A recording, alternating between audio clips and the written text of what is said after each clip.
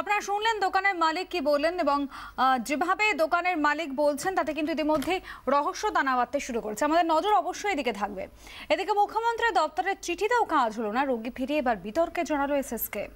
গতকাল মুখ্যমন্ত্রীর বাড়ির সামনে ধর্নায় বসলো রোগীর পরিবারের সদস্যরা। শেষ পর্যন্ত ফের মুখ্যমন্ত্রীর দপ্তরে হস্তক্ষেপেই রোগী ভর্তি হলো এসএসকেমে। কৃষক পরিবার, বাড়ি নদিয়ার পলাশীর ভরতপুরে। স্ত্রী গুরুতর অসুস্থ। কলকাতার এসএসকেএম হাসপাতালে স্ত্রীকে নিয়ে ছুটে আসেন গুলশান বিবির স্বামী। বছর 40-এর গুলশান বিবির জন্ডিস, গলব্লাডারের স্টোন এবং পেটে ক্যান্সার। অভিযোগ, তবুও ভর্তি নেয়নি হাসপাতাল। এরপর তিনি সোজা চলে যান মুখ্যমন্ত্রীর বাড়িতে। মুখ্যমন্ত্রীর দপ্তর থেকে একটি চিঠিও লিখে দেওয়া হয়। সেই চিঠি নিয়ে ফের এসএসকেএম হাসপাতালে ছুটে আসেন তারা। অভিযোগ, সেই চিঠি দেখার পরও তাকে ফিরিয়ে দেয় এসএসকেএম।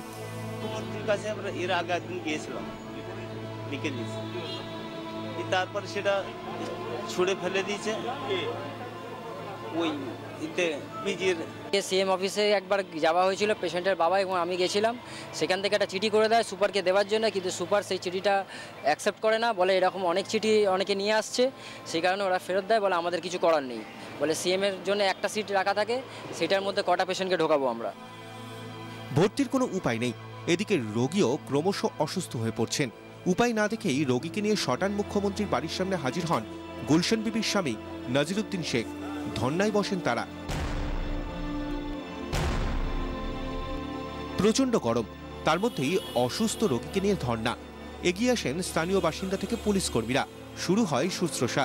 ফের হস্তক্ষেপ করে মুখ্যমন্ত্রীর দপ্তর। আবার নিয়ে যাওয়া হয় এসএসকেএম হাসপাতালে। গুলশান বিবিকে অবশেষে ভর্তি করা হয় এসএসকেএমে।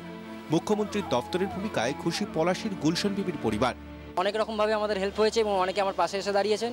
পুলিশ অফিসার থেকে, ওখান থেকে সবাই এসছেন, এসে আমাদের এখানে ভর্তি যেতে ব্যবস্থা হয় সেটা একটা চেষ্টা করে যাচ্ছেন। তবে প্রথমে কেন রোগীকে ফিরিয়ে দেওয়া হলো তা নিয়ে প্রশ্ন উঠতে শুরু করেছে। ক্যামেরায় বাপন সাহের সঙ্গে প্রীতমদের রিপোর্ট, 24 ঘন্টা।